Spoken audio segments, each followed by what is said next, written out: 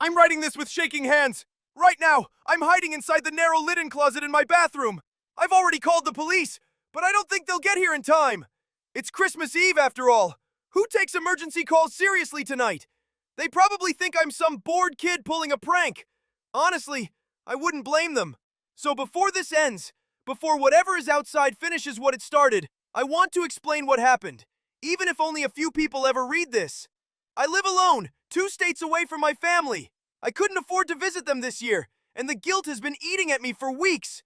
Student loans aren't forgiving, and this is the first time in my life I've ever lived by myself. I rent a small house in the middle of nowhere in Wisconsin.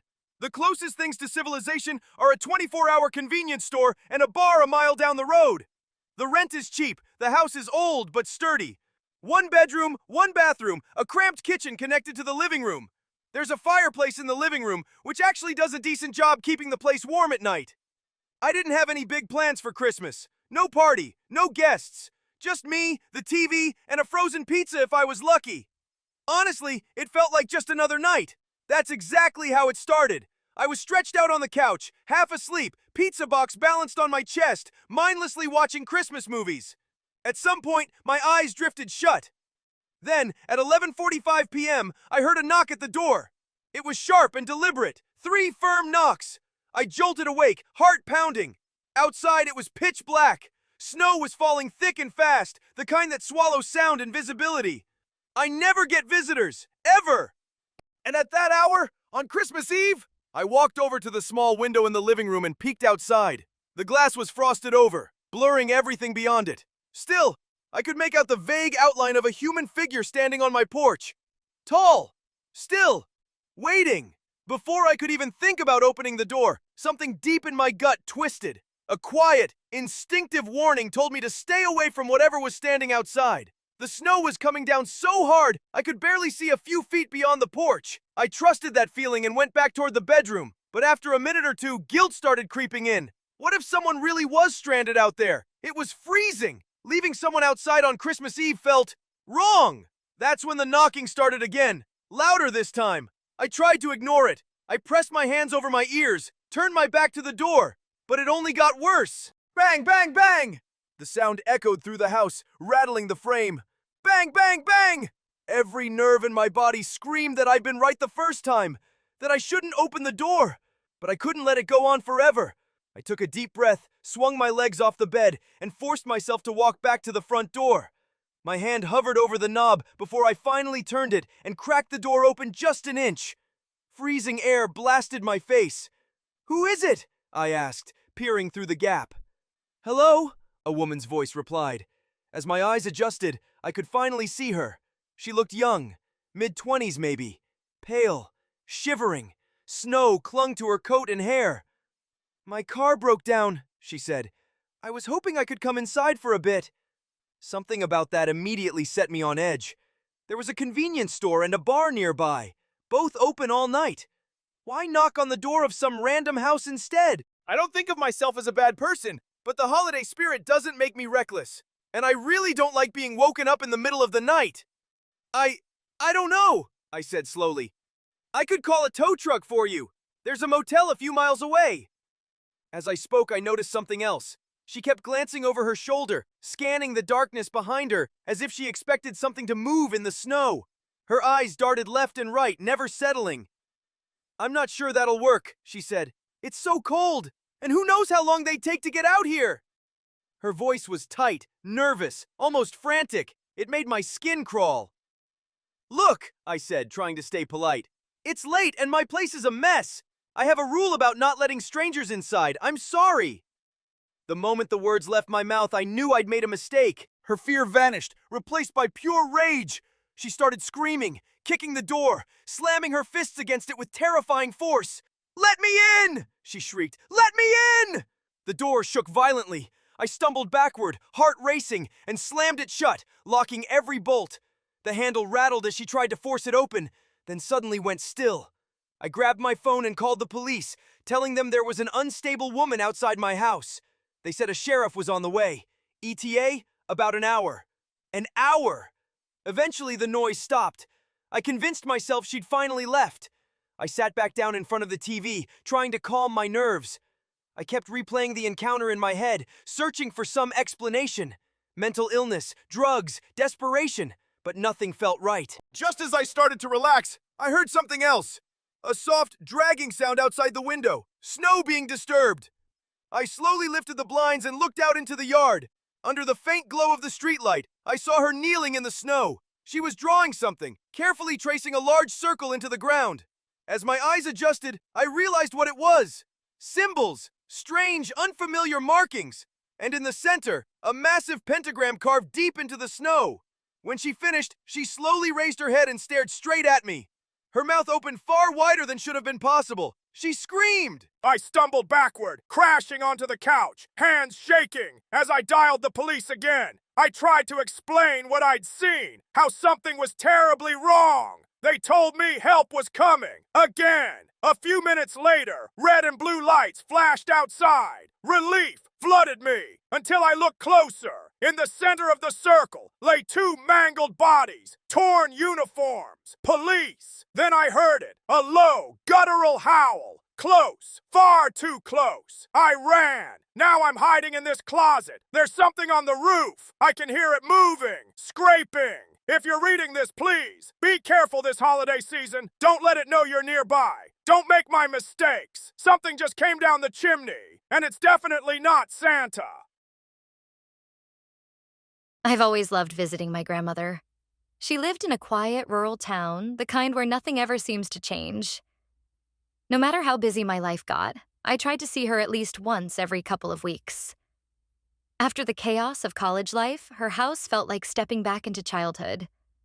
Warm, familiar, safe. She spoiled me relentlessly. She cooked massive meals, always making my favorites, piling my plate high even when I insisted I was full. Despite having 6 grandchildren, she made it very clear that I was her favorite. She never said it outright, but I could feel it in everything she did. Christmas was always special at her place.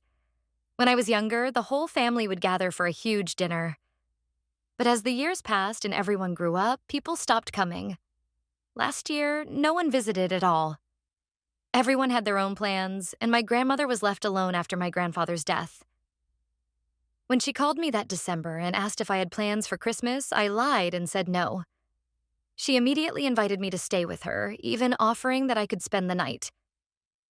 She said there was a bedroom upstairs that hadn't been used in years. I agreed without hesitation. I canceled my plans with friends, telling them something had come up. They were a little disappointed, but they went ahead with their party anyway. That Christmas would be the last one I ever spent with my grandmother. I arrived on Christmas Eve. She greeted me with tight hugs and kisses, just like always. Before I'd even taken off my coat, she was already offering food. The table looked like a buffet. Meat, potatoes, pastries, desserts. We ate until we could barely move. After dinner, she showed me to my room. It was a small, cozy bedroom on the 2nd floor. She told me it used to be my mother's room when she was a child. The bed was neatly made and a small nightstand sat beside it. Before leaving, my grandmother gave me a strange warning. She told me that on Christmas night, I was not to leave my room. Not for any reason. If you need to use the bathroom, you may, she said. But be very quiet and do not go downstairs. Promise me. I laughed it off, assuming she was joking or just being nostalgic about old traditions. Then she placed a handwritten list on the nightstand. These are things you should do before bed, she said. They'll make sure you get a good present. I agreed to follow the rules, playing along. That seemed to satisfy her. She wished me good night and left the room. Exhausted from the drive and the heavy meal, I fell asleep almost immediately. I woke up a few hours later. The clock read 3:01 a.m. My mouth was dry, so I decided to get a glass of water. I moved quietly through the dark hallway, careful not to wake my grandmother. I went downstairs, turned on the kitchen light, drank a full glass of water, and then glanced toward the living room. Something caught my attention. Near the Christmas tree sat a small plate with a tiny note that read, "For Santa." I expected cookies and milk. Instead, the plate held a dark red liquid. Beside it was a small bucket. I didn't understand what I was seeing, but I assumed my grandmother had simply forgotten to clean up. I turned off the light and went back upstairs. That's when I remembered the list. I picked it up and began to read. Dear James, thank you for coming to spend Christmas with your grandmother. You made her very happy. Christmas in this house is a little different from what you may be used to. Because of that, it's very important that you follow these rules. The first few seemed harmless. First, make sure all windows are closed tightly. The windows are old. If you feel a draft, tell me immediately. Second, do not add firewood to the fireplace after 9 p.m. Santa gets very angry if the chimney is too hot or filled with smoke. I smiled, shaking my head. It felt like a child's list. Rules meant for Santa. Then I read the third rule. Third, we do not leave milk and cookies in this house. We leave raw meat and blood. I have placed a bucket by the tree and raw chicken on the plate. Santa loves this kind of meal. My smile faded. Fourth, if you hear scratching or knocking at your window, ignore it. Your room is on the second floor. No one can reach it. Do not look outside. They may try to open the window. My stomach tightened.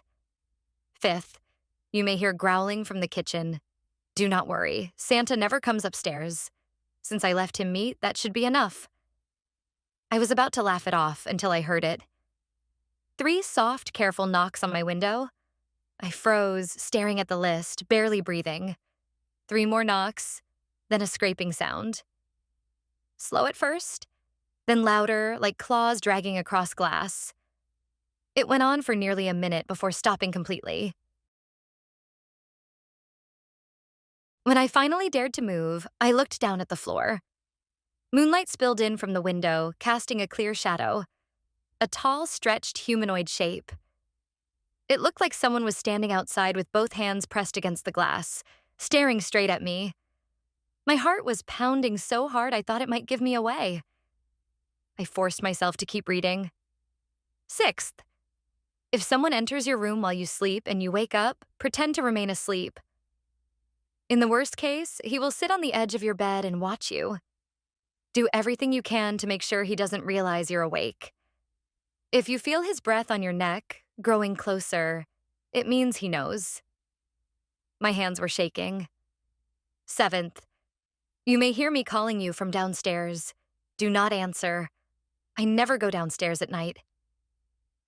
Eighth, if you need to use the bathroom, never turn on the lights. Darkness makes it harder for him to see you. If you turn on the light, he will follow you anywhere, even through locked doors. Ninth, follow these simple rules, and in the morning we will open your Christmas presents together. With love, Grandma. By the time I finished reading, the scratching had stopped. The shadow was gone. I climbed into bed and pulled the blanket over my head, trembling, not from the cold. Sometime later, I heard my bedroom door open. Heavy footsteps. A low, guttural growl. I forced myself not to react, not to breathe too loudly. I must have passed out. I woke to the sound of noise downstairs, clattering, movement in the kitchen. I stepped into the hallway and immediately heard my grandmother's voice calling me to open presents. I answered that I was coming. That's when someone grabbed my wrist. I turned and saw my grandmother standing inches from my face, eyes wide with terror. She leaned close and whispered, "Did you turn on the lights last night?" December is the most feared month in this village. Tonight my mother sits before a tall red candle. She does not speak English and has never used a computer. Like many others, she is one of the last keepers of the old stories. I write her words down as she speaks, translating them carefully, knowing there is no better setting for this dark winter legend. Outside the cabin, snowdrifts rise high against the walls. Pine forests stretch toward frozen mountain peaks under a starless sky. The fire crackles softly. And so, without further introduction, the story begins. Long ago, this village looked very different. Every person here had a role: bakers and butchers, candle makers and blacksmiths, traders, coopers, and carpenters. The villagers depended on one another completely. They understood, like a spider understands its web, that if even one thread broke, the whole structure could collapse. That is why neighbors watched each other closely. The sin of one cast a shadow over all, and that is where this story truly begins. One winter, a stranger arrived. She came by a winding mountain road in a covered wagon, fleeing death and danger. She had nowhere else to go. The snow had already begun to fall heavily, sealing the mountain pass. She needed only to survive until summer, until the road opened again. But villagers are always wary of outsiders. She tried to earn her keep by playing music in the tavern. The innkeeper turned her away, apologizing as he did. He explained that the village wives did not like the way their husbands looked at the stranger. She tried working at the looms and warehouses, but her hands were too soft, and she did not speak the village's language. She did not join their gossip, which made her suspicious. They drove her out. Snow piled higher around her wagon with each passing night. To survive, the stranger took on the hardest and dirtiest jobs: cleaning stables, hauling waste, sweeping streets, scrubbing floors, for a few miserable coins. Even then, it was not enough to keep her warm and fed through the winter. So she turned to darker work. She told fortunes, sold potions, cheated at cards. And each night, village men slipped quietly toward her wagon, clutching coins in their fists. They swept away their footprints with pine branches, protecting their reputations. Everyone knew what happened inside that wagon. All except one man were content to pretend otherwise. The butcher was different. He brought food instead of money, firewood instead of coin. It was hard to know what he wanted. Perhaps he simply needed someone to speak to. He, too, felt like an outsider in his own village. Over time, the butcher and the stranger grew close. They made plans to leave together once the mountain pass thawed. The village learned of this quickly. The butcher's family and friends were furious. How could he abandon his place? The village depended on him. His leaving would unravel the web that kept them alive. They blamed the stranger. What they did not know was that the butcher was with her the night they set the wagon on fire. He ran out, wearing only a shirt, shouting for them to stop. Rage turned into violence. Fists became weapons. The butcher fell, bleeding into the snow beside the burning wagon. The stranger fled into the mountains, her screams swallowed by the night. In the frozen heights, there was no food, no shelter, and the stranger had no knowledge of survival. She clawed out holes in the snow, covering them with branches to sleep.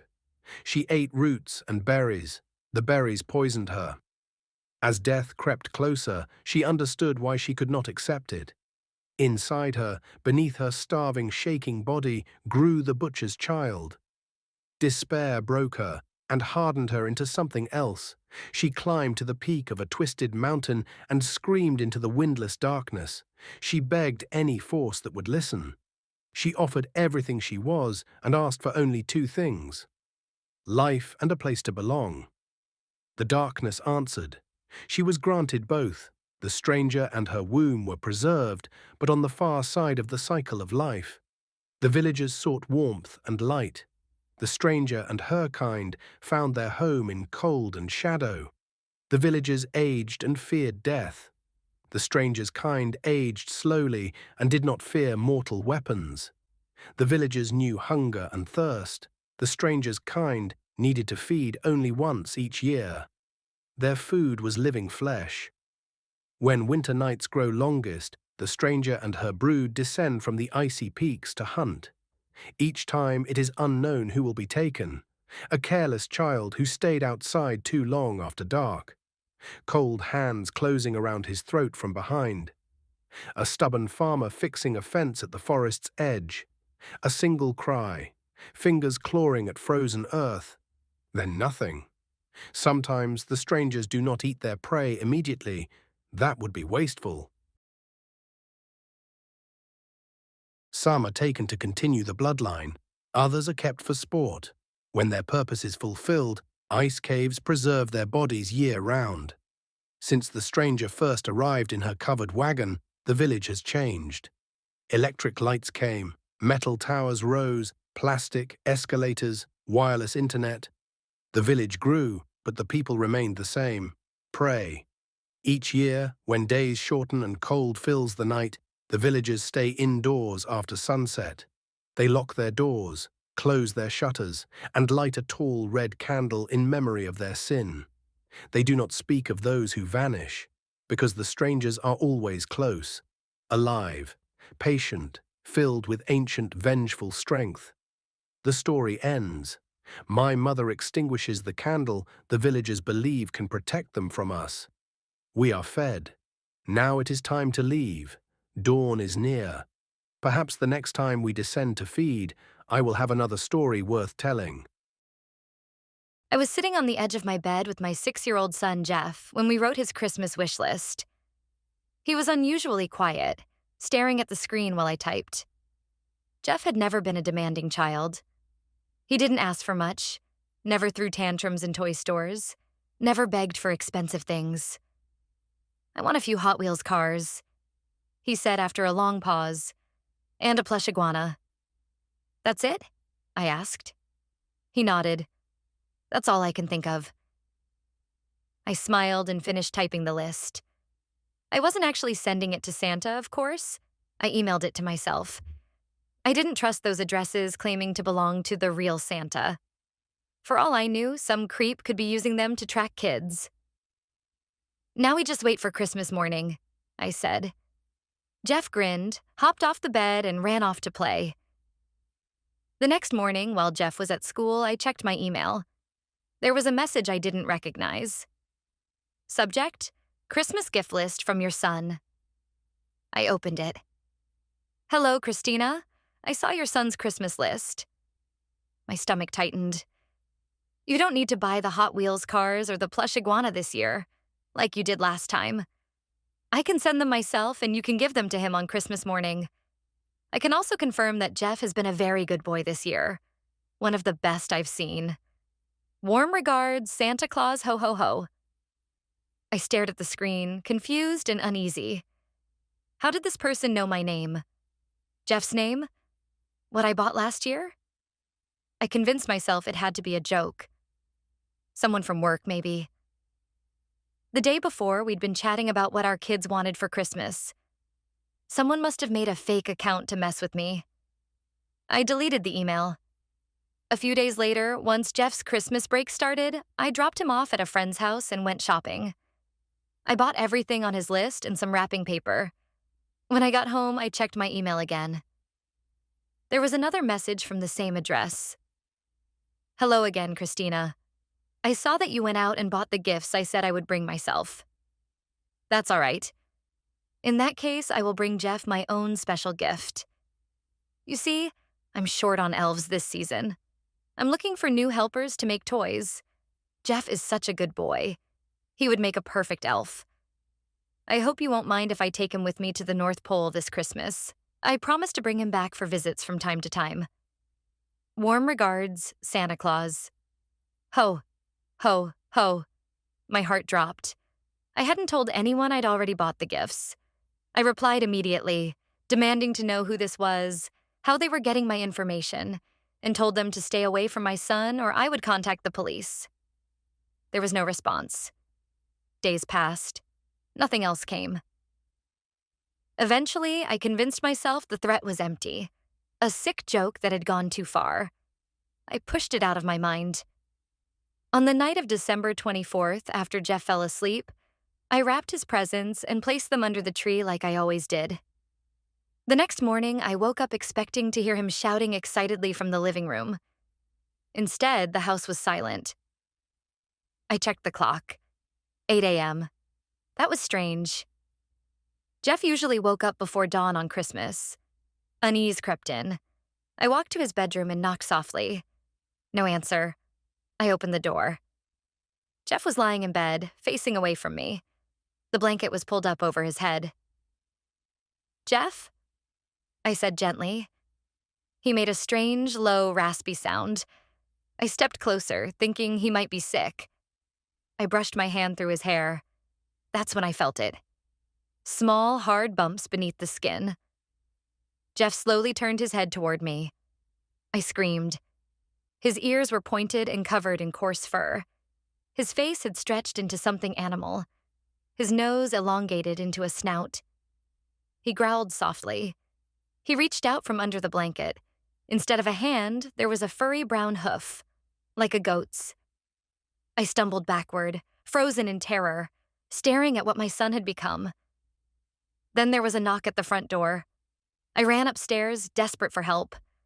Through the peephole, I saw a large man standing outside. He wore a red coat and had a long white beard. The door was locked. Thank God. My phone buzzed. There was a new email, sent just hours earlier. Hello, Christina.